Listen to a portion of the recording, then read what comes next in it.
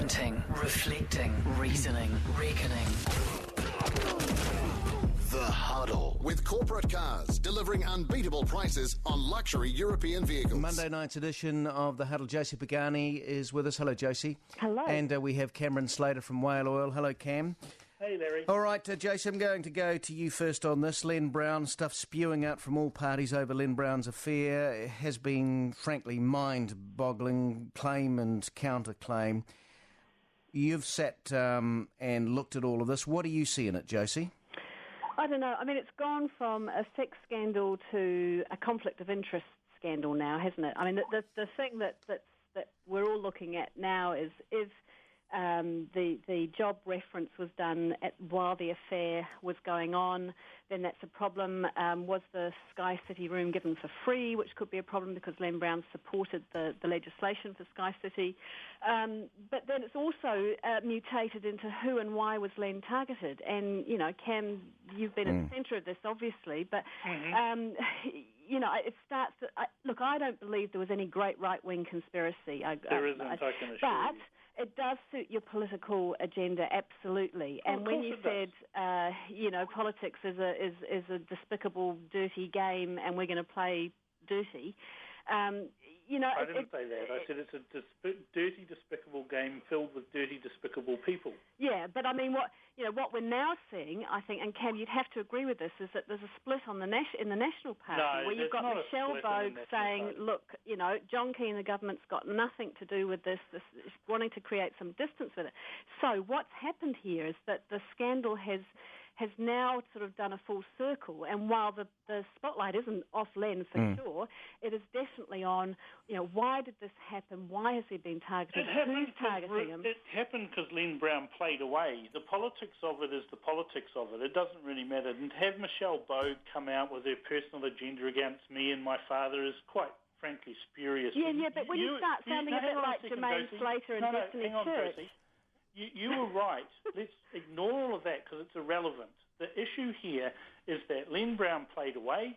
He gave his mistress jobs. He's tried to explain that away today, saying, but it was only at the start of our relationship. Well, that just makes it worse, not better. But Cam, playing away isn't a sackable offence. Otherwise, Roosevelt, Kennedy, Martin Luther King, Bill Clinton would all be fired, right? Problem at all. No problem at all, Josie. No problem at all with that premise, right? So if he's found to have a conflict of interest or if he's broken the law, that's really the thing. And actually... All right, okay, Cameron, you respond to that. Chance here for a second. It's not about breaking the law. That's what the left wing is saying. He hasn't broken the law. He's broken the code of conduct of the council. Now, what you guys don't know is that on Friday, a senior manager at the council's been put on gardening leave for playing away with the staff. So we've got a council staff member who's being held to a different account than the mayor of the council, and that's outrageous.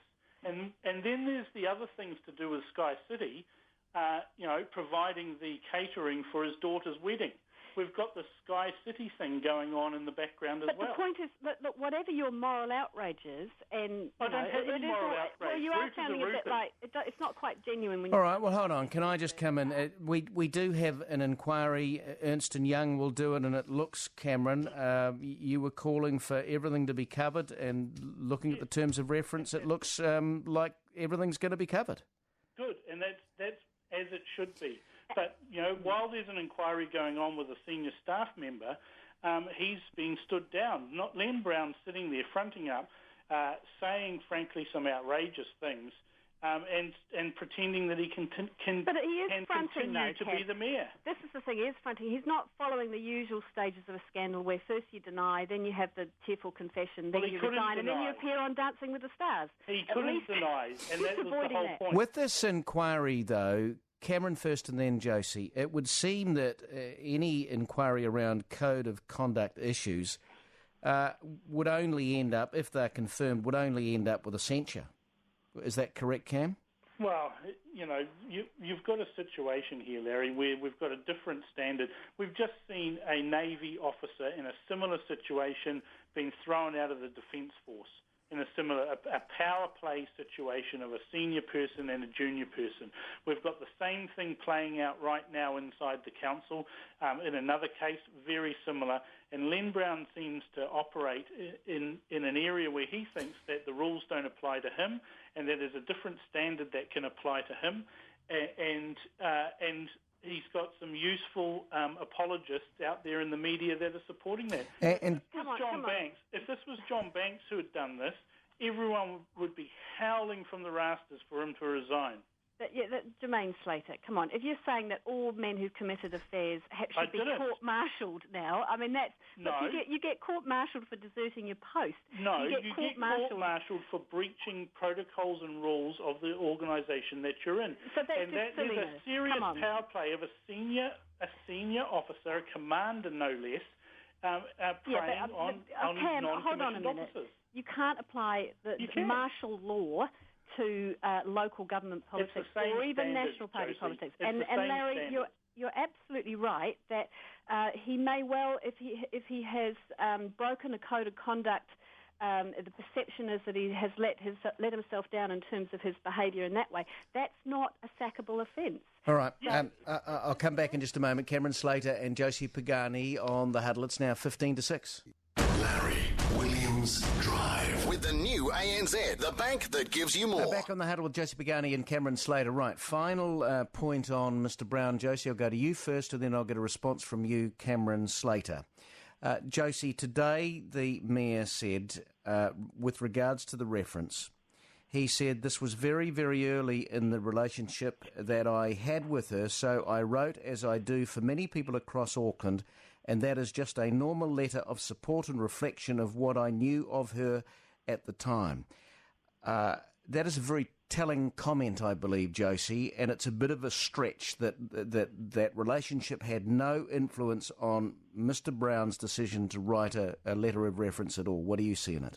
Well, I think back to myself, Larry, when I worked for several ministers, and one of them was a godparent to my child, and he wrote me a reference, and he's a family friend. So I wouldn't have expected him to put that in. Now, I'm not saying that there isn't. It makes me uncomfortable, but I come back to my point that this is not a sackable offence. It might have been a bit stupid, but it's not a sackable offence. Cameron, finally on this point. Mr. Brown has a history of lack of judgment. At Manukau, he used the mayoral credit card as his own personal expenses. He was caught on that. He said he was sorry against his integrity. He wouldn't let these sorts of things happen again. We've got him playing away for the second obvious time, and the first obvious time, of course, is on his first wife. And we've got a history here of poor judgment. This is a man who's ostensibly responsible for $2 billion of ratepayers' money per annum, and he makes poor personal choices frequently and often, and he conducted an affair, and I don't need to talk about the sexual aspect of that, but he conducted an affair behind the back of his family for more than 2 years, and in the process of that, he appointed his mistress to a board position. He also helped her get a job, and on her CV, which is currently in circulation still, has Mr. Brown listed as the number one referee on her CV. There is clear breaches of the code of conduct here, and there is more that is going to come out, and I'm pleased that Ernst & Young will be conducting this inquiry so that it is independent, and I'm pleased that it has been widened to include many, many, many more issues. Thank you for that. That is Cameron Slater and Josie Pagani on the Huddle. Murray Deaker in just a moment. It's now 5:50.